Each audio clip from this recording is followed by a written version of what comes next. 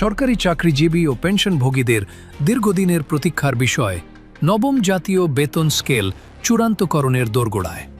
2025 সালের ডিসেম্বর মাসের মাঝামাঝি এসে সংশ্লিষ্ট সূত্রগুলো থেকে জানা গেছে, জাতীয় বেতন স্কেল সংস্কার কমিটি এনপিএসসি এর সুপারিশের প্রস্তাবনা চূড়ান্ত পর্যায়ে রয়েছে এবং শিগগিরই তা মন্ত্রিসভায় উত্থাপনের জন্য অর্থ মন্ত্রণালয়ে পাঠানো হতে পারে।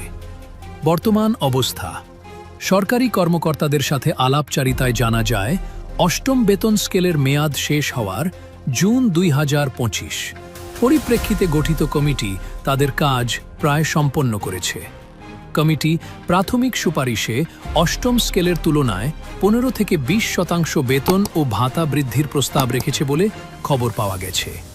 তবে এই শতাংশ কাঠামোগত সংস্কার, নিম্নতম বেতন বৃদ্ধি, বৈষম্য দূরীকরণ এবং বিশেষজ্ঞ ও উচ্চতর গ্রেডগুলোর জন্য আকর্ষণীয় ব্যবস্থার উপর নির্ভর করে বিভিন্ন গ্রেডে ভিন্ন হতে পারে।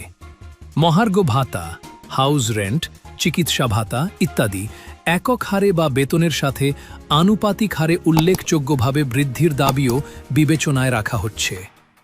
সরকারের চিন্তাভাবনা ও চ্যালেঞ্জ: সরকারের সামনে প্রধান চ্যালেঞ্জ হল: 1. মুদ্রাস্ফীতি মোকাবেলা। চলমান উচ্চ মুদ্রাস্ফীতির প্রায় 7 থেকে 8% প্রেক্ষাপটে কর্মচারীদের ক্রয় ক্ষমতা রক্ষা করা। 2. রাজস্ব বোঝা।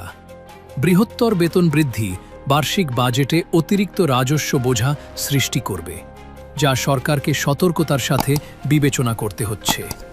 3. সুবিধাবঞ্চিত গ্রেডের দাবি। 10ম থেকে 20তম গ্রেডের কর্মচারীরা, যারা সংখ্যাগরিষ্ঠ, নিজেদের আর্থিক উন্নয়নে ব্যাপক সংশোধনী দাবি করছেন। তাদের দাবি, ন্যূনতম বেতন 25,000 থেকে 30,000 টাকায় উন্নীত করা হোক। বর্তমানে 8,250 টাকা থেকে অষ্টম স্কেলের সর্বনিম্ন ছিল 22,000 টাকা প্রস্তাবিত। 4. বেসরকারি খাতের সাথে সামঞ্জস্য।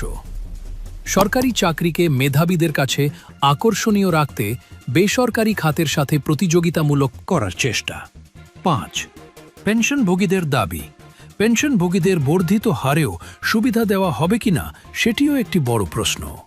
সম্ভাব্য সময়সীমা: সরকারি সূত্রমতে 2025-16 অর্থবছরের বাজেট ঘোষণার আগেই জুন 2025 নতুন স্কেল ঘোষণার কথা ছিল। যদিও তা সম্ভব হয়নি, তবে এখন সরকারের লক্ষ্য 2026 সালের 1 জানুয়ারি থেকে নতুন বেতন স্কেল কার্যকর করা। তবে প্রস্তাব মন্ত্রিসভায় গৃহীত হওয়ার পর তা আনুষ্ঠানিকভাবে গেজেট আকারে প্রকাশিত হবে। পূর্ণ বেতন ও ভাতা নতুন হারে সম্ভবত জুলাই 2026 থেকে প্রযোজ্য হতে পারে। জানুয়ারি থেকে জুন পর্যন্ত অগ্রিম বা সমন্বয়ী ভাতা দেওয়া হতে পারে। বিশেষজ্ঞদের মতামত: অর্থনীতিবিদ ডক্টর আহসান এইচ মনসুর বলেছেন, বেতন বৃদ্ধি অবশ্যই দরকার, কিন্তু তা করতে গিয়ে সরকারকে রাজস্ব সংগ্রহ বাড়ানো এবং অপ্রয়োজনীয় ব্যয় কমানোর দিকেও নজর দিতে হবে। অন্যথায় ঘাটতি বাজেট বৃদ্ধি পাবে, যা মুদ্রাস্ফীতি বাড়াতে পারে। সিভিল সার্ভিস ফোরামের সাধারণ সম্পাদক রহিমা খাতুন বলেন, আমরা আশা করছি নতুন স্কেল হবে ন্যায্য ও যুগোপযোগী। বিশেষ করে নিম্ন ও মধ্য ক্যাডারগুলোর জীবনযাত্রার মানের উন্নয়ন ঘটাতে হবে। শেষ কথা: নবম জাতীয় বেতন স্কেল চূড়ান্ত হওয়ার আগ মুহূর্তে অবস্থান করছে। সরকারি কর্মচারীদের দীর্ঘ প্রতীক্ষার অবসান হতে যাচ্ছে।